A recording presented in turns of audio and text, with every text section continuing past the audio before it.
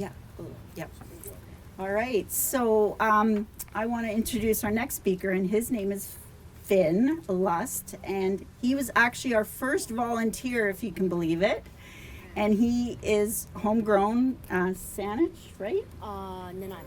Nanaimo? I didn't realize that. Okay, so Nanaimo. He's an island boy. Here we go. Here, it's all yours.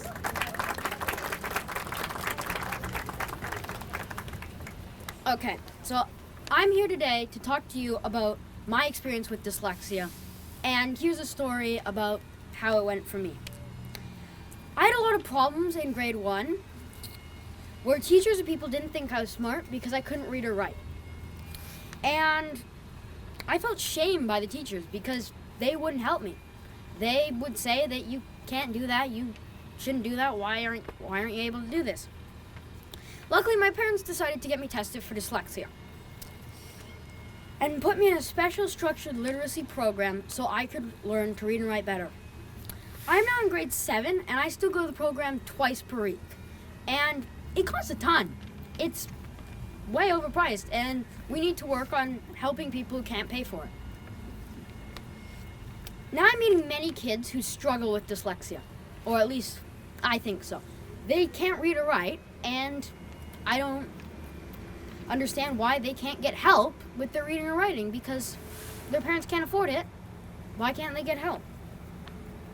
Reading and writing is important to our lives as it can save lives, like reading signs on the road or reading ingredients for people with allergies. A fun fact is, did you know in a class of 25 kids, 5 of them will have dyslexia?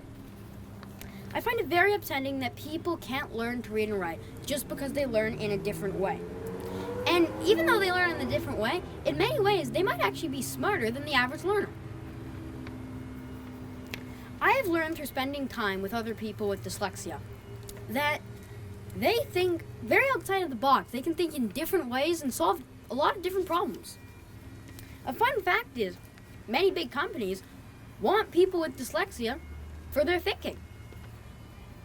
In BC, we need to provide more resources and funding to individuals with dyslexia for assessments, access to structured literacy, and ongoing support so they can have better access for education, community, and employment.